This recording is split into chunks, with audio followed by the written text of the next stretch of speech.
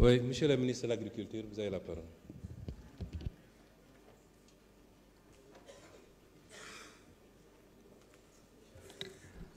Merci, Monsieur le Premier ministre. Merci, Monsieur le Président de l'Assemblée nationale. Honorable député, fi may door rek mooy ci effort yi nga xam ne nii gouvernement bi def na ko pour adresser la sécurité et la souveraineté alimentaire. su ngeen xoolee Sénégal mi ngi importer 1070 milliards de denrées alimentaires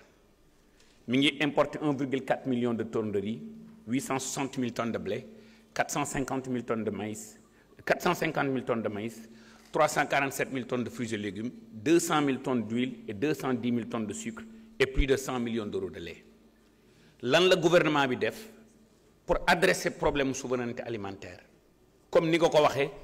ñëw nañ fekk fi ñetti ati bor ñu fay ñaar yi ñëw nañ augmenter le budget de 100 milliards à 120 milliards ñëw nañ fépp fu baykat nekk dans les 14 régions du Sénégal 90% ba dem naa fa ànd ak sama naataango ministre des forces de défense et de sécurité ak administration locale ak l'appui du ministère de l'intérieur dem fépp fu baykat nekk non seulement fexe nañ ba nga jot jiwu à temps jot nga engrais à temps aussi ñu augmenter la dans l'accompagnement pour augmenter sa productivité soo xoolee tey Sénégal 18 millions de personnes la 14 régions 46 communes départementales 557 communes mais d'ici 557 communes yi 525 communes yi ay communes rurales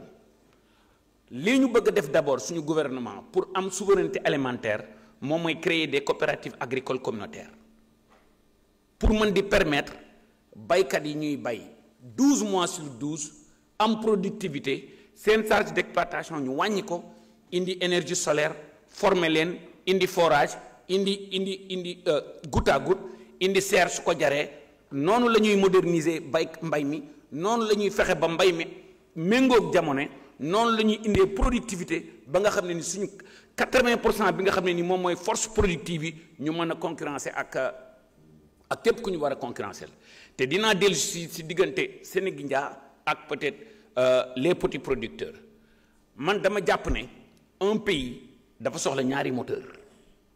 il y a l'agriculture familiale qui représente peut-être 65 70 ba 80% de la force productive ñooñu gouvernement bu bëgg a réussir dëkk bu bëgg a am autosuffisance ak souveraineté alimentaire il faut nga suqali leen nan lañ leen di suqalee mooy dañ leen di former dañ leen di formaliser dañ leen di accompagner dañ leen di finaliser dañuy yokk seen productivité pour ñoom ñu mun a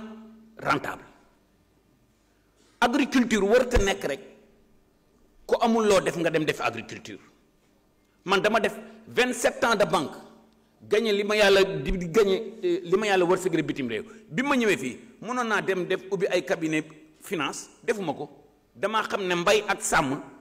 non seulement nit ki mën na ci gagné xaalis mais mën nañ ci créer des centaines de milliers d'emplois dama leen jox benn exemple mu daw on importe 450 000 tonnes de maïs c'est 90 000 hectares jëlal hectare de juróomi hectares yu nekk nga jox ko benn xale mu employé yeneen ñaari agripreneurs on crée 34 000 emplois on importe 100 millions d'euros de lait c'est l'équivalent de 400 millions de litres de lait nag bu nekk su dee dafay produire 25 litres de lait il faut muy nga dundal ko presque 25 kilos d'ensilage c'est encore combien d'hectares qu'on peut créer ñoo ngi importer tomate concentrée 15 000 tonnes c'est l'équivalent de 80 000 tonnes de tomates fraîches vous imaginez combien d'emplois on peut créer avec ça donc tey jii pour ñu mën a am autosuffisance ak souveraineté alimentaire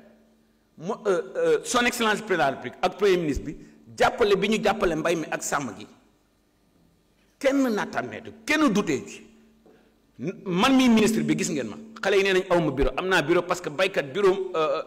bureau mooy tool yi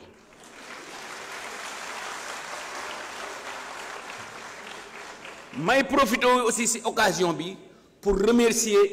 tous les paysans tous les éleveurs ndax coopération bu rafet bi nga xam ne ni ñoo ngi koy def ak ministère bi ñoo ngi koy def ak agent ministère bi gis ngeen opérateurs yi dañoo teg 14 critères ne 14 critères yi mooy 14 critères yi ñuy moderniser opérateurs yi ñu jóge ci 100 et quelques opérateurs ba 46 opérateurs te ren jii di ngeen fi gis lu ngeen musta gis avant la fin du mois de mai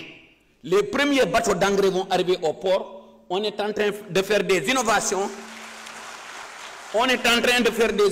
yoo xam ne ni ay milliards la ñuy économiser ci ni li fi daan dox te daaw gis ngeen jubal jubanti bi nga xam ne ni son excellence le président de la République ak premier ministre bi def nañ ko lu ne fàng nag kenn du ko jeex.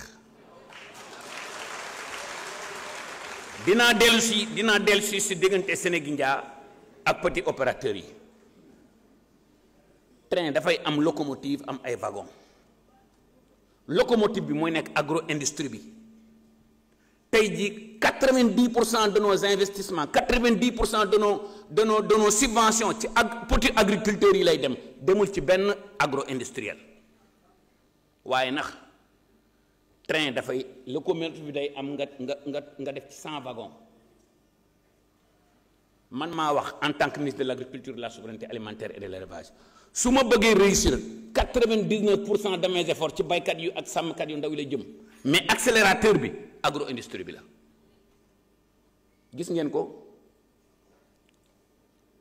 vous m'excusez du terme après avoir quitté ce pays là 25 ans quand je suis revenu je me suis dit que Sénégalais yi dafa mel ni lu baax li dañ koy bàyyi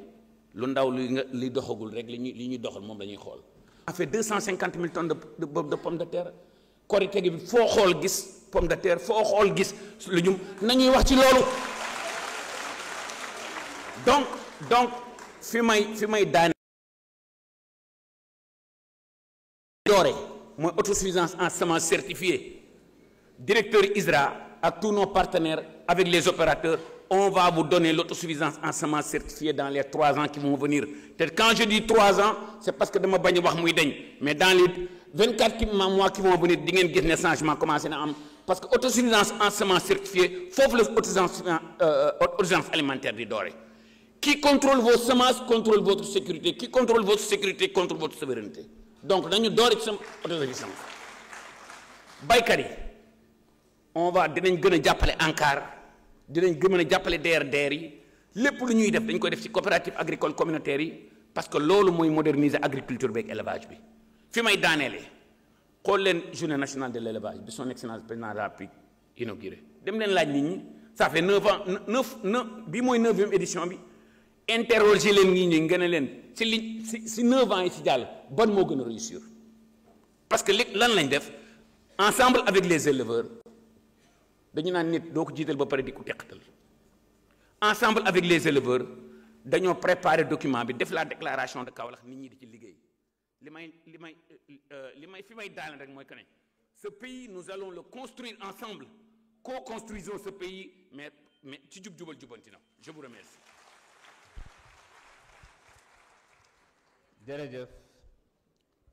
ñu ngi jox kàddu gi honorable Cheikh Faye